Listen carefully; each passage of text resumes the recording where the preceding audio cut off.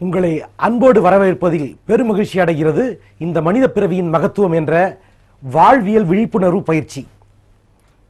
நல்லா விளையாண்டுட்டு இருக்கீங்க போல் இருக்கு. சூப்பர். நிறைய பேருக்கு சொன்னீங்களா? சந்தோஷம். இப்போ என்ன பார்க்க போகிறோம் அப்படின்னு பார்த்தீங்கன்னா, நம்ம போன தடவை பார்த்தோம் பார்த்தீங்களா, கொடுக்குட்டல் இன்பம்னு பார்த்தோம். பெறுதலில் இன்பமா கொடுத்தலில் இன்பமான்னு பார்த்தோம். ஒரு நண்பர் பெறுதலில் தான் இன்பம்னு இல்லைங்களா? இப்போ அவர் தாங்க எழுந்துறீங்க. பெறுதலில் இன்பமா? இப்போ என்ன கேள்வின்னா, உங்களுக்கு பிடிச்ச ஸ்வீட் சொல்லுங்க. என்னது? என்ன ஸ்வீட்டு? ஜாங்கிரியா? சூப்பர். ஜாங்கிரி 2 தந்தா சாப்பிடுவீங்களா? சந்தோஷமா? ஓகே, 20 தரேங்க. ஜாங்கிரி 20 தரேன் உங்களுக்கு. 2க்கு மேல வேண்டாமா? என்ன ஐயா, அது ரொம்ப பிடிச்ச ஸ்வீட்டு. நீர் உங்கள்கிட்ட 2000 ஸ்வீட்டு கொடுக்குறேன், கொடுக்க சொல்கிறேன். கொடுப்பீங்களா? 2 லட்சம் கொடுக்குறேன், எல்லாருக்கும் கொடுங்கன்னு சொல்கிறேன். கொடுப்பீங்களா? அப்படின்னா ஒரு விஷயத்தில் ஸ்டார்ட்டுங்கிறது ஆரம்பமும் சரி முடிவும் சரி, பெறுதல்ங்கிறது இங்கேயே முடிஞ்சிருது. கொடுக்க ஆரம்பிச்சிங்கன்னா டெய்லி உங்கள்கிட்ட 1 லட்சம் ஸ்வீட் இருந்தாலும் சரி, ஒவ்வொருத்தருக்கா கொடுத்துக்கிட்டே இருக்கலாம். கொடுக்க கொடுக்க பல பேர் சந்தோஷப்படுத்தலாங்க. பேர ஆரம்பித்தோம்னா ஆரம்பிக்கும் போதே போதுன்றுவோம். அதனால கொடுத்தலில் இன்பம்ங்கிறது புரிஞ்சுக்கிட்டீங்களா? அடேங்கப்பா, அவ்வளோதான். ஸோ நம்ம என்ன கொடுக்குறோமோ கொடுக்க கொடுக்க நமக்கு தேவையானதெல்லாம் ஆட்டோமேட்டிக்காக வரும். அவங்களுக்கு தேவையானதை நம்ம கொடுக்குறோம்ல, கிளாப் கொடுத்து பண்ணிடலாமே. சூப்பர். அப்படிங்கும்போது என்ன பார்க்குறோம்னா, சிறு துரும்பும் டேஷ், சிறு துரும்பும் என்னங்க, பல் குத்த உதவும். எப்போ உதவும்? எப்போ வேணா உதவும். அதனால சிறு துரும்பே உதவுதுன்னா சின்ன ஆளா இருக்கலாம், அவர் பெரிய ஆளா கூட இருக்கலாம். சின்ன சின்ன ஆளுங்களுக்கெல்லாம் மதிப்பு கொடுக்காம அவன்லாம் சாதாரண வேலையை பார்த்துட்டு இருக்கான், அவனுக்கெல்லாம் போய் என்ன மரியாதை அப்படின்னா, திடீர்னு இன்னைக்கு காரில் போவோம், நாளைக்கு இறங்கி வேற ஏதாவது தேவைக்கு அவர்கிட்ட போய் நின்னோம்னா, மரம் ஏறதுக்கு ஆளை கூப்பிட்டோம்னா வரமாட்டார். அவங்களுக்கு தேங்காய் சட்னியெல்லாம் கிடைக்காது. தேங்காய் போட்டு மரத்தில் ஏறுவாராம், இவர் ஒருத்தர் எடுத்து கொடுப்பாராம், இவர் ருசியை சாப்பிட்டு போவாராம். அப்படி இல்லைங்க. எல்லாருமே சிறு துரும்பும் பல்குத்த உதவும்னு சொல்கிறோம்னா ஒரு மக்களுமே அற்புதமான மக்கள். அதனால யாருமே நம்ம உதாசீனப்படுத்தக்கூடாதுன்னு பார்த்தோம் இல்லைங்களா? எல்லாருமே முக்கியமானவர்கள், எல்லாருமே முக்கியமானது. அதனால யாரையும் உதாசீனப்படுத்தப்படாதுன்னு பார்த்தோம். அதனால நம்ம முக்கியத்துவத்தை நோக்கி டிராவல் பண்ண போகிறோம். இப்போ ஒரு சின்ன கதைக்கு போகிறோம், சரிங்களா? கதை ரெடி? அடேங்கப்பா, ரெடி ஆகிட்டீங்களா? அவ்வளோதாங்க. நம்ம மக்களில் கதைனாலே ஆர்வம் தான். என்னன்னா, ஒரு பெரிய பணக்காரர் இருக்காருங்க. அந்த பணக்காரர் வீட்டில் 5 கார் இருக்குங்க. என்னன்னா, ஹஸ்பண்ட் அண்ட் ஒய்ஃபு 2 குழந்தைங்க, 4 காரு. இன்னொரு 5வது கார் யாருக்குன்னா, கெஸ்ட்டு. நீங்கள் அவங்க வீட்டுக்கு போனீங்கன்னா உங்களுக்காக ஒரு கார் வச்சுருக்காங்க. அந்த காரில் ஒரு டிரைவர் இருப்பார். ஒரு கார்லேயும் ஒரு டிரைவர் இருக்காருங்க. கதை புரிஞ்சுதா? எத்தனை பேர் இருக்காங்க வீட்டில்? கார் 5 இருக்கு. சரி, வீட்டில் 4 பேர் தான் இருக்காங்க. எதுக்கு 5 காருன்னு புரிஞ்சிச்சா? நீங்கள் போனீங்கன்னா தான். 5 பேருக்கும் தேவையான பணத்துக்கு ஒவ்வொருத்தருக்கும் பீரோவில் பணம் அடுக்கி வச்சுருப்பாங்க. என்ன பண்ணுறாங்களாம், ஒவ்வொருத்தரும் வீட்டில் தேவையான பணத்தை அவர் எடுத்துக்கிட்டு போய்கிட்டு இருப்பார். அவர் என்ன பண்ணுறாரு அப்படின்னு பார்த்தீங்கன்னா, அவர் பெரிய பணக்காரரு, பெரிய பிஸ்னஸ் பண்ணுறார். அவர் பாட்டுக்கு ஜாலியாக வருவார், அவருக்கு தேவையான பணத்தை வச்சுருப்பார், அவர் வீட்டுக்கு வருவார், ஜாலியாக போயிட்டு இருப்பார். வீட்டில் இருக்கிறவங்க அவங்க கிளப்பு, காய்கறி வாங்குறது, அது இதுன்னு பர்ச்சேசிங்கு, வெளியில் ஏதாவது போக்குவரத்து எல்லாம் பார்த்துக்கிட்டு அவங்க ஜாலியாக போயிட்டு வந்துட்டு இருக்காங்க. இன்னொரு நண்பர் என்ன பண்ணுறாருன்னா, அந்த பையன் வீட்டில் வேலைக்கு போகிறார்.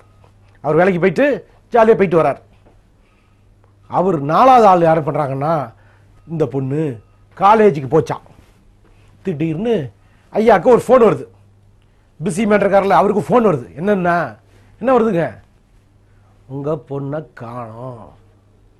அவர் அப்படியே ஆடிப்பிட்டார். நாடா இவ்வளோ பரபரப்பாக இருந்தோமே, திடீர்னு பொண்ணை காணமே அப்படின்ட்டு நொந்து நூலாயிட்டார். என்ன ஆகுதுன்னு பார்த்தீங்கன்னா, அவர் பதறிக்கிட்டு இருக்கார். திடீர்னு இன்னொரு ஃபோன் வருது. என்னங்க, 10 கோடி ரூபாய்க்கு ஆர்டர், இப்போவே சிங்கப்பூர் வரணும். ஓ போயா, பொண்ணா காணோன்னு தேடிக்கிட்டு இருக்கேன், வலையா போயா, பணமாக தூக்கி போடியா அப்படின்னு சொல்லிட்டு பொண்ணை தேடிக்கிட்டு இருக்கார். காணான். நம்ம ஆள் இருக்கும்போதே நம்ம பார்த்தோம்ல, தொட்டுக்கிட்டே ஏரியா பிடிச்சிக்கிட்டே ஏரியான்னு சொன்னோம்ல, விட்டுவிட்டு பிசினஸ் ஓடிக்கிட்டே இருந்துட்டு இங்கெல்லாம் ஒன்னொன்னா போயிடும்.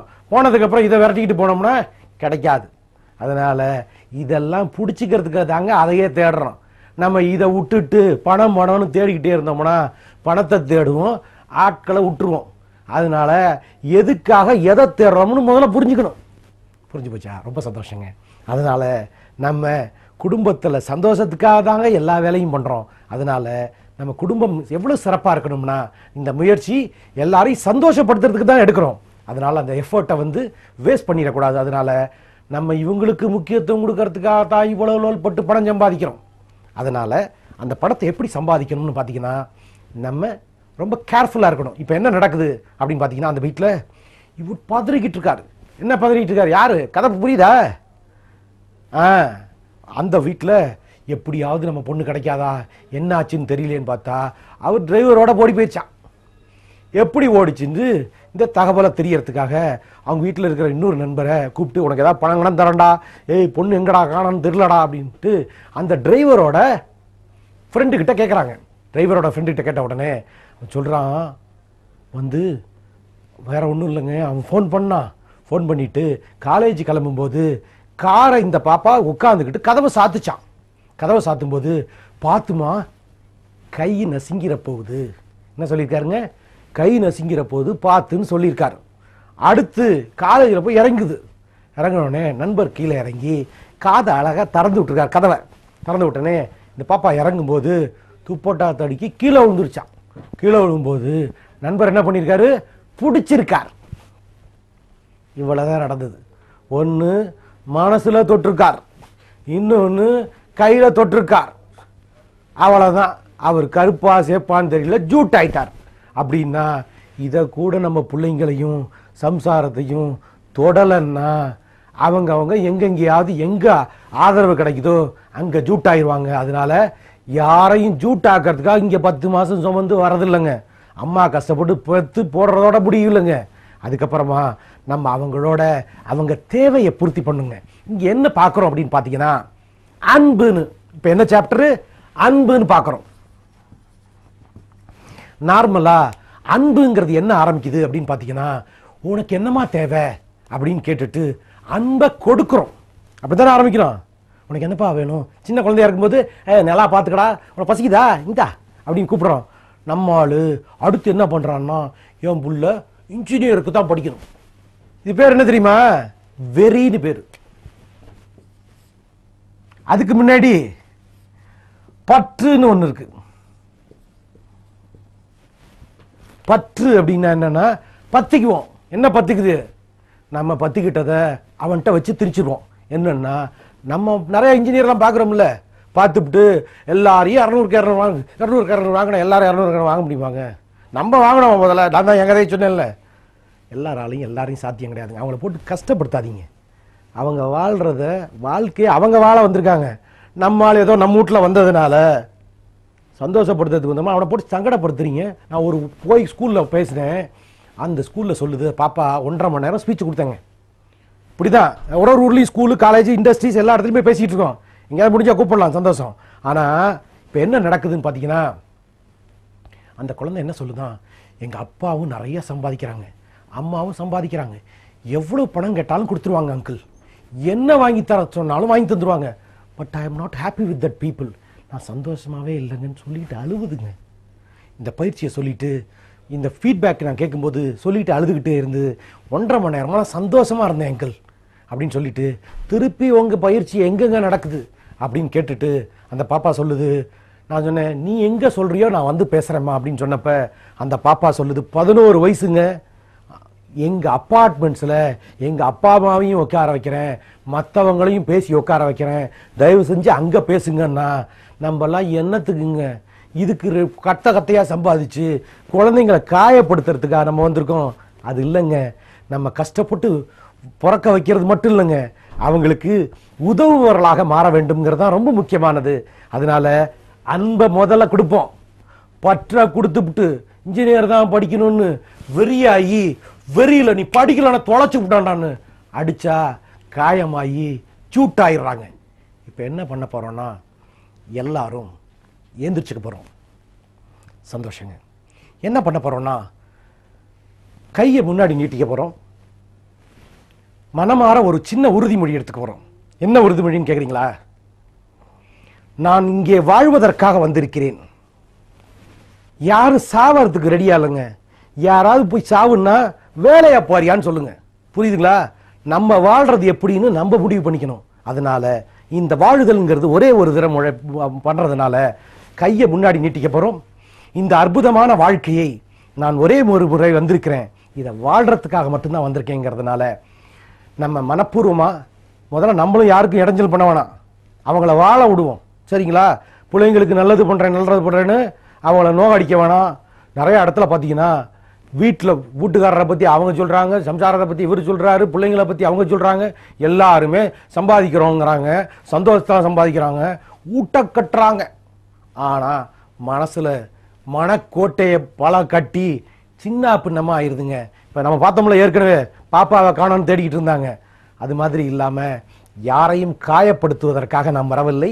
நான் ஏற்கனவே சொன்னேன், பண்பட வந்தோம், பண்படுத்த வந்தோம், புண்பட அல்ல, புண்படுத்த அல்ல. யாரையும் காயப்படுத்திட்டீங்கன்னு வச்சுக்கோங்க, மருந்து போட்டு ஆத்த முடியாது. புரிஞ்சுதா? சூப்பர், ரொம்ப சந்தோஷம். இப்போ எந்திரிச்சுக்க போகிறோம். என்ன உறுதிமொழி எடுத்துக்க போறோம்னா, எக்காரணத்தை கொண்டும் பிறப்பும் இறப்பும் முடிவு பண்றது அவருங்க. கிளாப் பண்ணிடலாமே. வாழ்றதுக்கு வழிதாங்க இந்த ஏஎம்என் டிவி மனித பிறவியின் மகத்துவம்னு கொடுக்குறோம். அதனால வாழ்றதுக்கு தான் வந்திருக்கோம். சந்தோஷங்க. அதனால வாழ்க்கையை எவ்வளவு இலகா வாழணுங்கிற டெக்னிக்கெல்லாம் புரிஞ்சுக்கிட்டு இருக்கா? சூப்பர். அப்படின்னா சாவறதை பத்தி யோசிக்க வேண்டியது இல்லைங்க. யார் யோசிக்கணும்? அவர் என்னைக்கு தூக்கிக்கணும்னு அவருக்கு தெரியும். என்ன நடக்குதுன்னா, சில பேர் பாதியிலே ஜூட்டாகி என்ன நடக்குமா தெரியுமா? இந்த மாதிரி ஜூட்டாறதுனால அவரு இங்கேயே இருக்காம அவர் ஆவி மட்டும் இங்கேயே சுத்திக்கிட்டு இருக்கான்.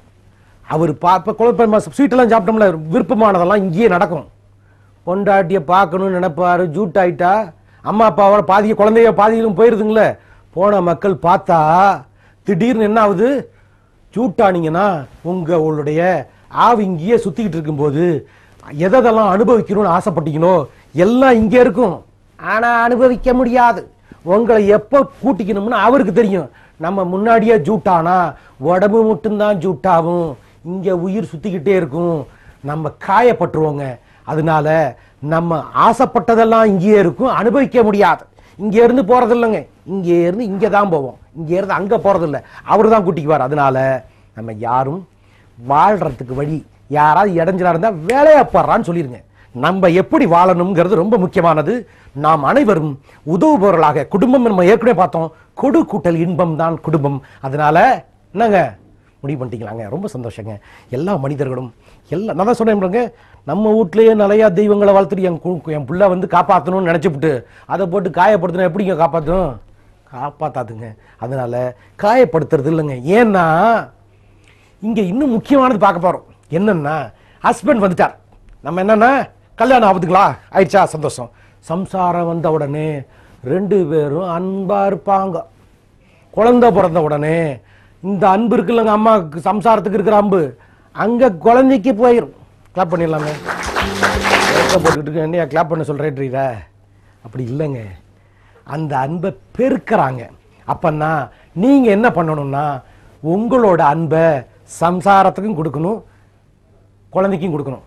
ஆனா உங்க சம்சாரம் உங்களுக்கு கொடுக்கலையேன்னு வருத்தப்படப்படாது. ஏன்னா அந்த டெக்னிக்கெல்லாம் பேச போறோம்ல. சந்தோஷம். என்னன்னா, இங்க குழந்தைக்கு கொடுத்துக்கிட்டே இருப்பாங்க. எத்தனை நாளுங்க? புள்ள வேலை கிடைச்ச உடனே என்ன பண்ணுவார் தெரியுமில்ல, அவருக்கு ஒரு நல்ல இடத்துல கல்யாணம் பண்ணி வைப்பீங்களே. சந்தோஷம். அவர் அவங்களுக்கு கொடுப்பாங்க. அந்த டயத்துல இவங்க அன்பு கொடுத்து முடிஞ்சிருச்சா, இவங்க யார்கிட்டடா நமக்கு அன்பு கொடுக்கலாம்னு தேடுவாங்க. அப்ப நீங்க ரெடியா இல்லைன்னா அவங்க அன்பை எங்க கொடுப்பாங்க? அவங்க ஆபீஸ்ல இருக்கிற வேற அவங்க ஃப்ரெண்டு லேடிஸ் யாராவது இருப்பாங்க பாருங்க. நிறைய பேர் பாத்தீங்கன்னா நம்ம நண்பர்கள், ஏற்கனவே காலேஜ் ஃப்ரெண்ட் எல்லாம் இருப்பாங்க. அது மாதிரி ஆபீஸ்ல வேலை பார்க்குற அவங்களுடைய தோஸ்தெல்லாம் இருக்காங்க பாருங்க, அந்த ஃப்ரெண்ட்ஸ் எல்லாம் அவங்களோட நட்பு வச்சுக்கிறாங்க. அதனால வேண்டாங்க, நம்ம குடும்பத்துல வாழ்க்கையில ஸ்டார்ட் சொன்ன பாருங்க, அது மாதிரி ஒரு முடிச்சுங்கிறது நம்ம முடிவு பண்றது இல்லைங்க. இறைவன் போட்ட முடிச்சு. அதனால அந்த முடிச்சை நாம் பர்ஃபெக்டாக வச்சுக்கணும்னா நம்ம இந்த இணைப்பை புரிஞ்சுக்கிட்டா போதும். என்ன புரிஞ்சுது? முதல்ல நம்ம ஒரு 2-3 வருஷம் க்ளோஸாக இருப்போம் ஒய்ஃபோட. அதுக்கப்புறமா அந்த தாய், ஏங்க 10 மாதம் சுமந்த தாய் தானேங்க, நம்ம அம்மா இன்னும் சொல்கிறாங்கல்ல, அது மாதிரி இந்த அன்புங்கிறது ரொம்ப முக்கியமானது. இதை பற்றி இன்னும் டீட்டெயில்டாக பார்க்க போகிறோம். அதனால மிஸ் பண்ணாமல் நிறைய பேரை பார்க்க சொல்லுங்கள். சந்தோஷம். we will meet next day.